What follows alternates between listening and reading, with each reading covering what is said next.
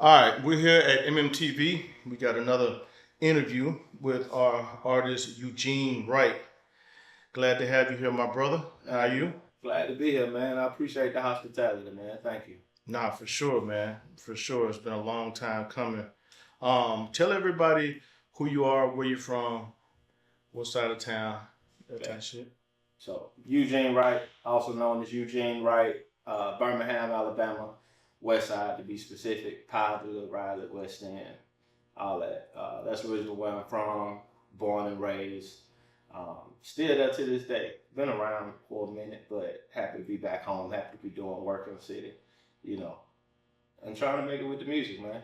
That's my first love. I'm still out here with it. Man, likewise, my first love too. One of my first loves. My other first one was basketball, but yeah, I love the music as well.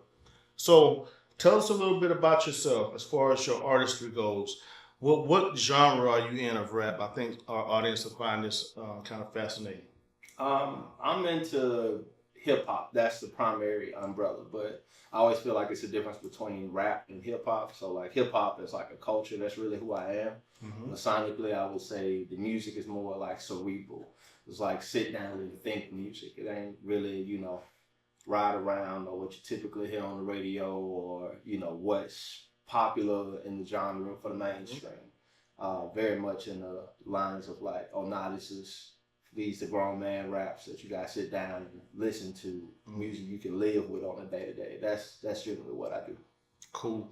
So, who are some of the artists in that genre that you're in that you fuck with heavy and that's kind of close to you, or maybe even kind of started you out on this quest of hip hop? Um, if we look at it from like a mainstream level, I would say from my early formative years of like finding myself in it. My favorite rappers back then was probably like Devin the Dude for his creativeness, Chameleon there for how witty he was and the whole Texas sound. Um, Lil Wayne when it came to punchlines, what he did in the mixtape era, even early Wayne stuff. Cash Money No Limit that influences like the texture of the sound. If we get into like the modern day, sonically, the comparative I always say is Big Crit, but if you like sit down and listen to the bars and the content and like the weight in which I make music with, it's probably somewhere between like J. Cole, Kanye, Lupe Fiasco, Outkast, somewhere in that realm is where I live. That's hard.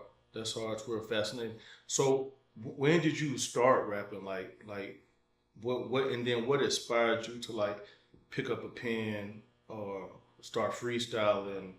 Was it somebody close to you, or you just heard the music and you like, hey, I'm gonna try this shit? Like, Well, I mean, the best way I can say this, I'm a son of the city when it comes to making music because my dad made music in the city back in the day. So I kind of grew up listening to local music. That's my first love. He had a group back in Birmingham called the Paws. They had a record store called B Boys Records and Tapes over in Ensley. And from being in that space and you know venturing into the other record stores like Music and More, I was real fond of the local artists like MP, Kentrail, Attitude, Big Gun, OVNT, Cleese Perk. You know what I mean? These were all guys I was listening to regularly. But even before them, it was like Suave House, ROA. So I grew up listening to local music and then found the broader mass audience. Um, but I started rapping at 9. I started recording at 14. And that was like the fringe of where like in-home recorders started with stuff like Cool Edit and all of that back in the day. So I came up in a class of people like, the Fab Boys, Stowe DNT, Pony P, Teddy T, Ironic, Rare, all of these guys that was like in this underground hip hop scene where we actually had a hip hop culture of like doing shows and being active in high school. We didn't have to wait until we got out to really start consuming the rap. You know what I mean? And I just kind of stayed the path, even as I ventured into other cities and everything. So my start of it was local, found the music I liked. But that's what really got me into it, just that pursuit of it. Because I came from like recording my first songs on karaoke machines and taking them tapes to the real studio.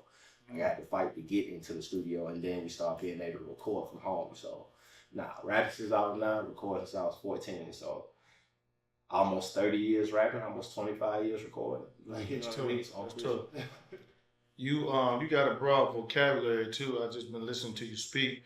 You speak well. Did you go to college? Yeah, I did. I went to Alabama A&M. I went, I ain't finished. That was a whole different story. But Huntsville was beautiful for me. What I didn't learn in school, I learned in real life, especially when it comes to the music. I learned so much from Huntsville. That was my real life college. Just learning how they move with music business, how the radio stations tied to the local labels, how the labels media, press, publications, TV shows, and how it was just an ecosystem. So Huntsville taught me a lot of that, especially with all the guys up there, like Super King, Big Pope, Trance Lee, Nate B, TC the Outlaw, 100% ENT, Slow Motion Sounds, Cody G. There's so many names I can pin that taught me so much along the way in Huntsville. Especially 103.1 We Up. Actually, an intern. I used to work in radio. Yeah, what was the radio? What was the guy named? The light skinned guy up there?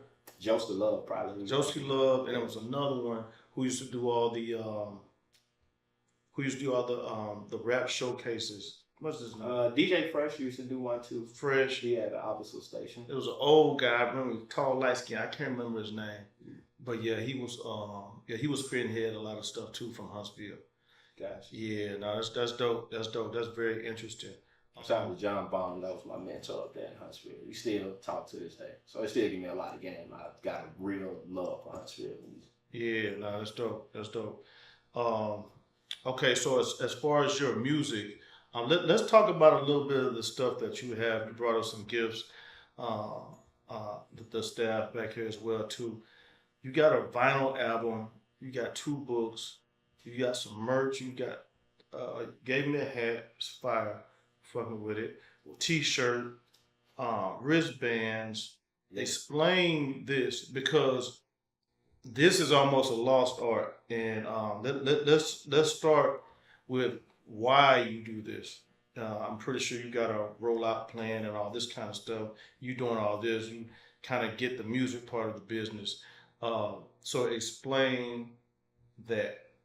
Well, yeah, it's definitely a lost art, but it's necessary in the modern era of music for sure. Mm-hmm. It's funny, like before we get to it, I got an album out called More Spiritual Than Lyrical. And with people having when did that drop? I didn't mean to cut you off.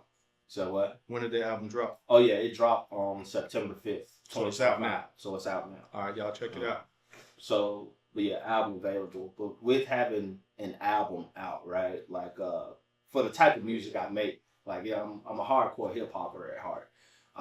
So that means like when I'm writing songs, like it's crafted, like sculpted, you know what I mean? And sometimes they can be very heavy on the listener, or it can move too fast.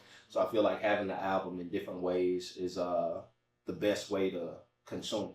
So yes, if you want music, I definitely got music. There are a ton of music, but with this being like a real lifestyle album, I wanted to put it in different formats. So that's why we did the book, More Spiritual Than Lyrical, the literature.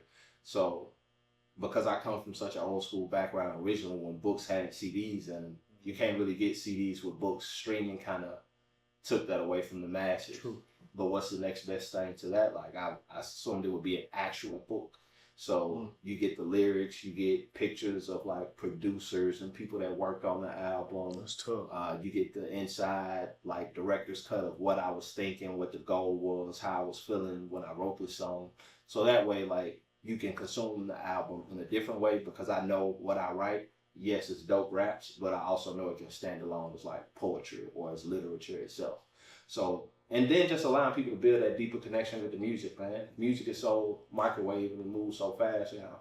Like, I feel good crafting about it where people can sit down with and actually digest and live with. That's, you know, like a timeless piece of music. That's what I aim for when I make music. That's dope. I mean, you said that very well. I'm actually going to take some pointers off of you to some of the artists I work with. I think that's so beneficial. You know what I mean?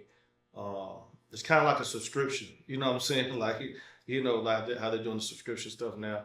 Oh, that was the other part too. Like why we do it, because music is so free. Like it's funny, I got a song on the album called "Rap Don't Pay the Bills," Facts. and that's the whole point of the album. Like saying, like it's called more spiritual than lyrical, but trust me, I'm rapping my ass off. I'm a lyrical motherfucker. Right. So if what I'm saying is like spiritual, that means it's way more important than how I'm saying it. But it's a record on there called "Rap Don't Pay the Bills," because music is really abundantly free. And in the verse, I break down how, you know, we do all this stuff to get people to stream to earn a tenth of a cent.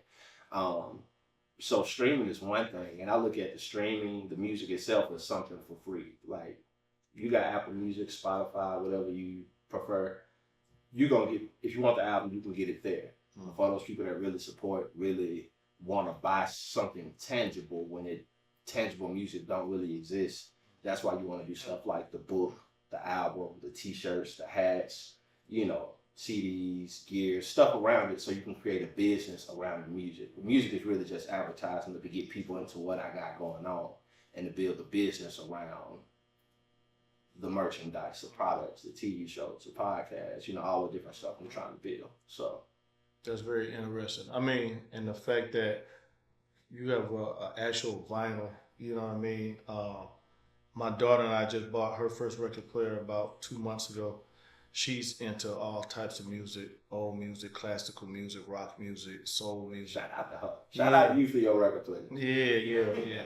She's awesome. I think she's gonna be a bigger me one day in the music industry.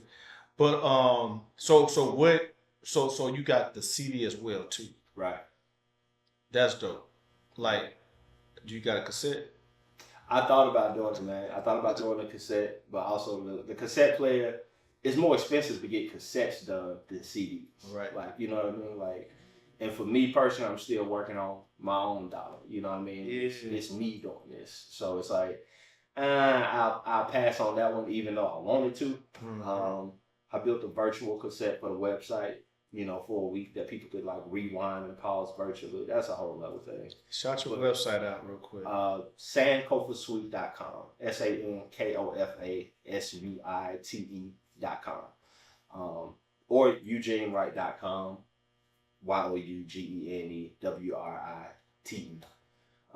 Either one of those will get you to you. But I thought about doing cassettes, man, but the vinyl is the gold standard for me as a rapper. That's when you know you've done music for real.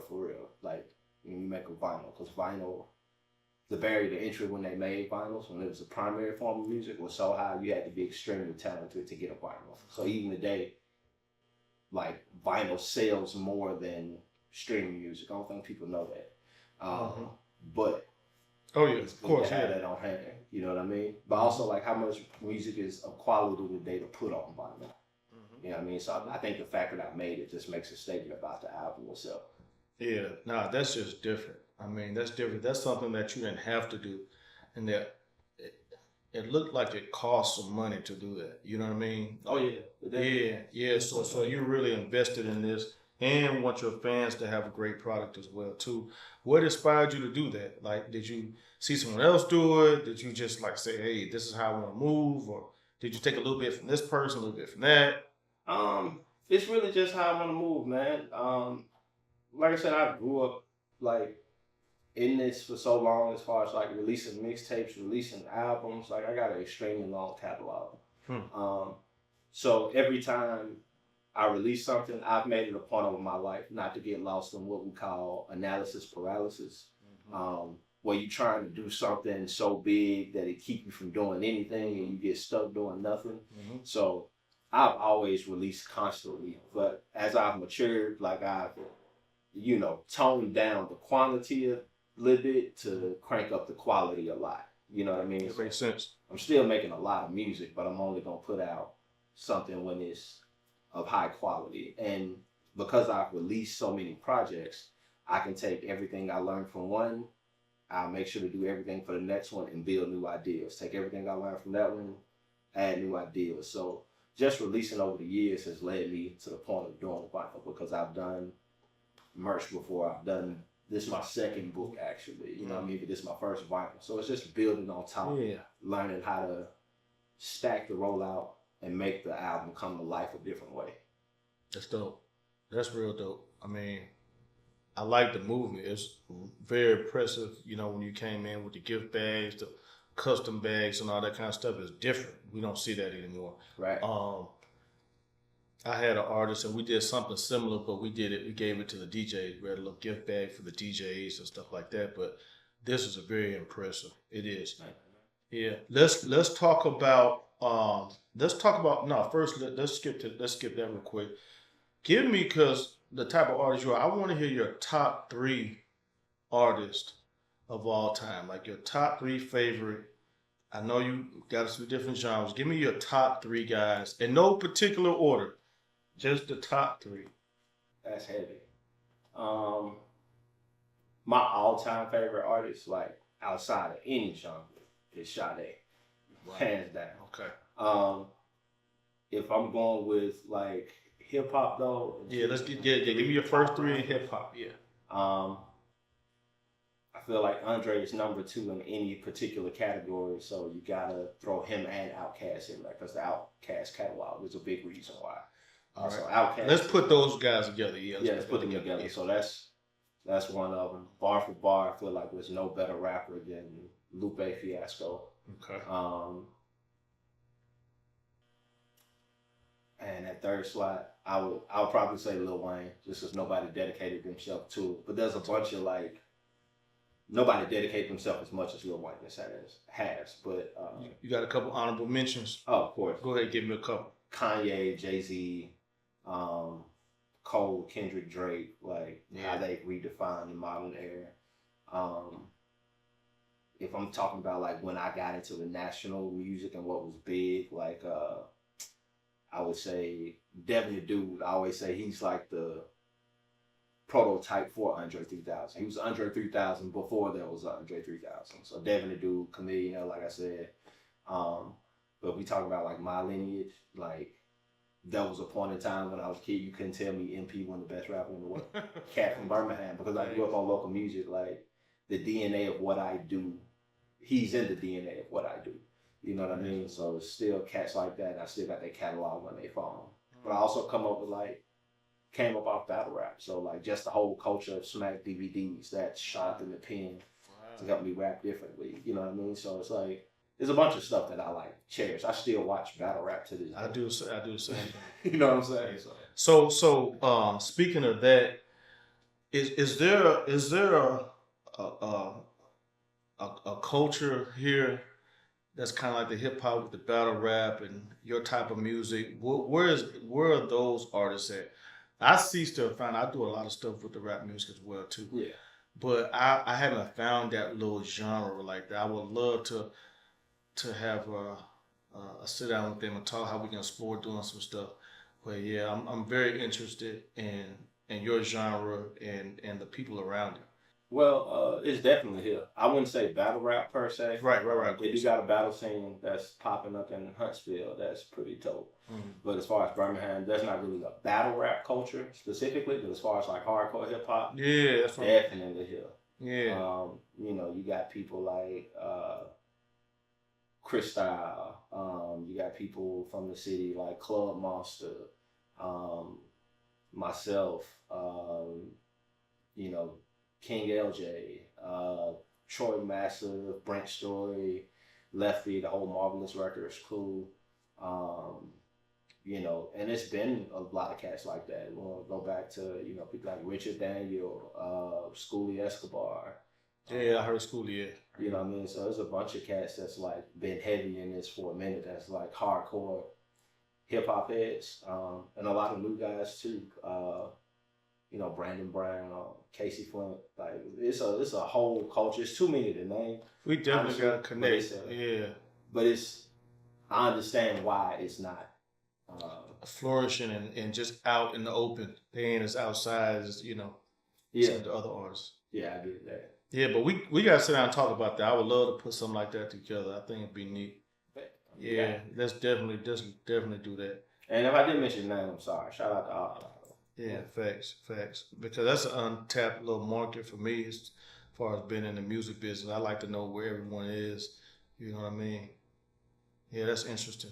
Because I just got kind of put on to this little, little hip we was talking about it earlier with Boldy James and Currency and stuff like that. He knew about them, prior to me stumbling upon it on the shuffle, and I was just like, wow, where are these guys at? You know what I mean? I love the music. You know what I mean? Yes, sir. Mm-hmm. Nah, for sure. That's dope shit. Okay, so let's skip. Let's tell us about your creative culture company.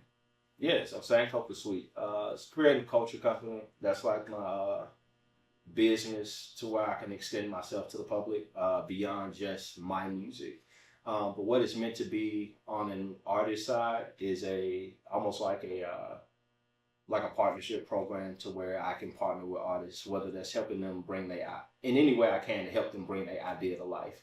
So whether that's recording music, being in the studio, helping them create songs, or help sequencing, creating a story around the album just to get that idea out. If it's stuff that I do, like, translating it into a book or merch or whatever, behind the scenes, like helping building the marketing plan with my business partner, Do Fresh. On top of that, just really, like I said, really just helping the artists get their ideas out in the different forms that they have. That's my superpower as a collaborator, being able to help bring an idea to life.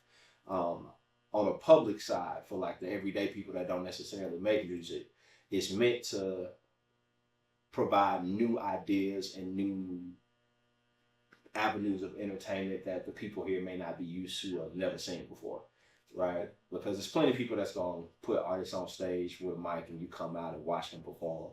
That ain't necessarily what I do as a company. Everything I do, it has the crowd as like the X factor, so that they are a part, if not the whole actual show. So creating events like with the album release, we did the sit down sessions, right? I think it was the fourth one. I've done a few in the past, but it's like where we play the music, we print out the lyrics, and the crowd listens to the song, but then they get to ask the artist, what did you mean by this line? They got pens, highlighters, and all the music on paper.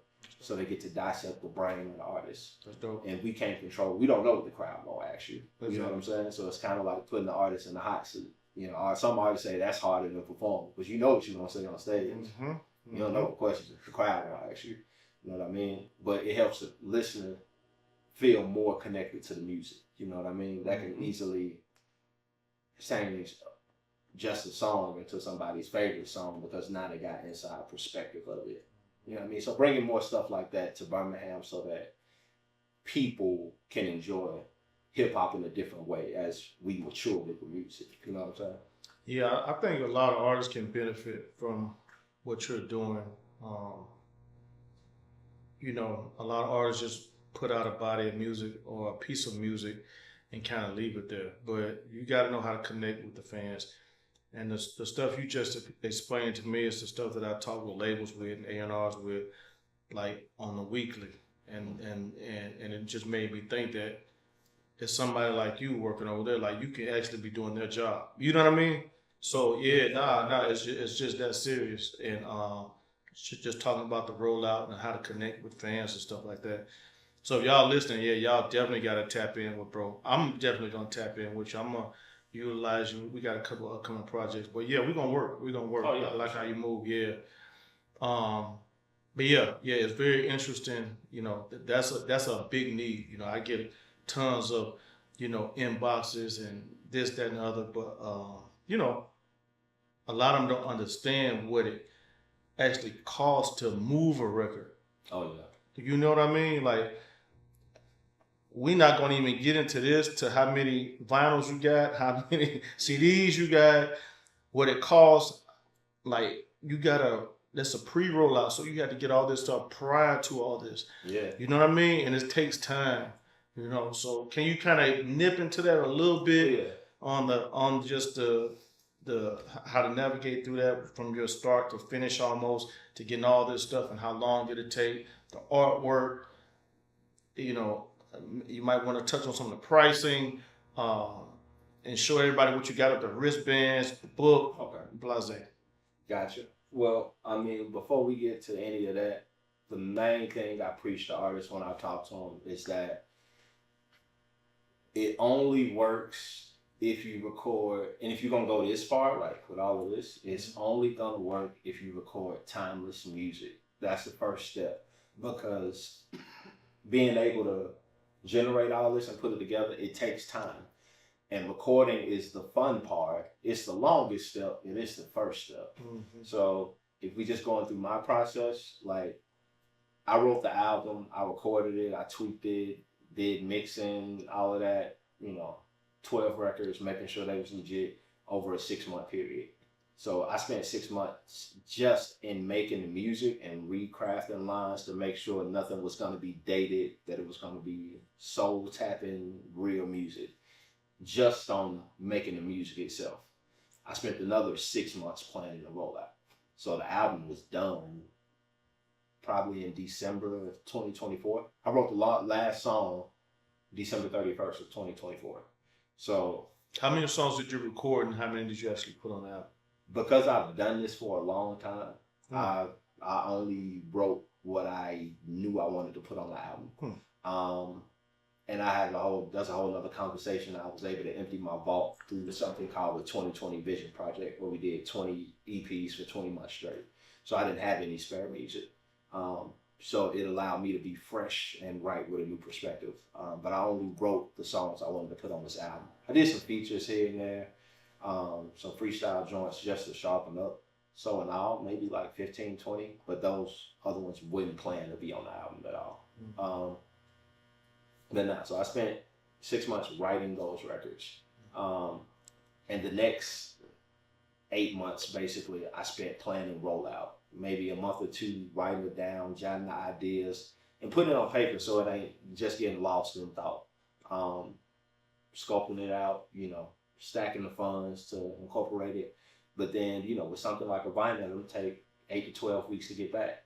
So you gotta have your mixes done, order them in advance, to have them in time for release. You know what I mean? Mm-hmm. Saving up the money in order to pay for a bunch of vinyls, a bunch of books, reordering copies of the prior books, getting them up advance, merch, designing everything. All this takes time, but I like to call it sweat equity. This is the stuff, like, if you could pay somebody to do it, cool, but it's gonna already cost you to get the product itself. True. You can take time to learn it, design it, build it yourself.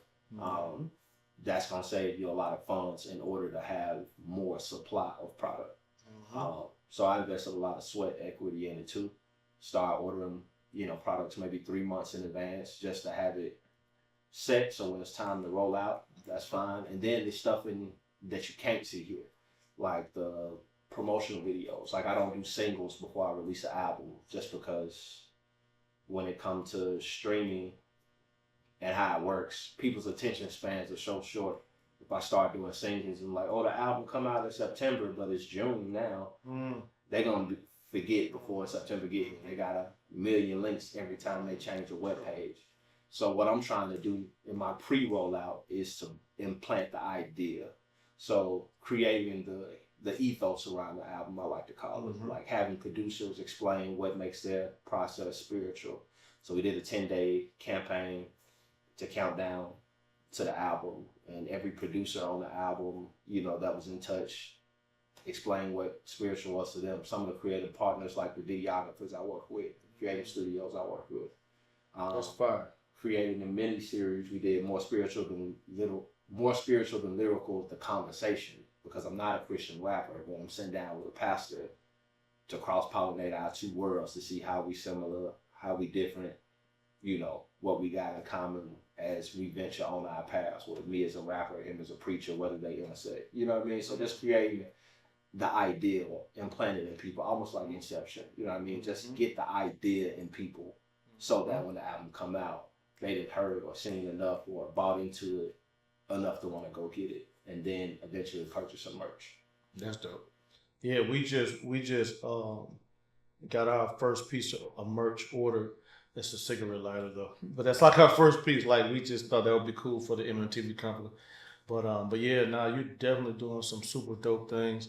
I think artists would benefit from even just coming and sitting and having a consultation with you. I don't know what you charge for that, but I think I think that could help a lot of artists here. You know what I'm saying? There's a lot of talent here, but it's less structure. It is. Man. It is. That is something I totally agree on. That's another thing about our side. Like we were flourishing, but then pandemic we lost a lot of structure. For what it is that I do. Yeah. There were music festivals here that catered to what we do. You know, there were different concerts, different venues, different platforms, but all of those kind of went away with pandemic. So now we're in a space where, you know, the only way we're gonna get it back is if somebody that knows what it's supposed to be builds it, right? Because the people that built it and lost it, I understand it's tiring to want to build that again. So that's my next venture though. Like my next phase as an artist is to get into building that ecosystem. That's what I really want to move into beyond music. No, that's dope. That's dope. Is there anything else you want to tap into? You haven't spoke on? Anything you got besides this going on? Or? I mean, hey, all of them says, for one, don't hate the young niggas that's rapping. All my old heads out there. And to all my young niggas out there, you know, there's some game that can be learned as well if y'all want to listen. You know, hip hop didn't invent nothing. It reinvented everything. And you keep that perspective, you know, like it's supposed to change. It's supposed to sound different. It's supposed to be what it is. But luckily for me, I've been around long enough to see it come, see it go. True. And shit, if you're looking at just on a major level, which I'm not at, the best rappers in the world, they all over 50. You know what I'm saying? Killer Mike album, Clips album, Jay-Z, Andre 3000 verses. Like, you know what I mean? So it's something that can age. We just got to mature with it. So get a young nigga's time to grow, and old heads just keep growing. Don't worry about what it used to be. Understand what it is and understand that these things go.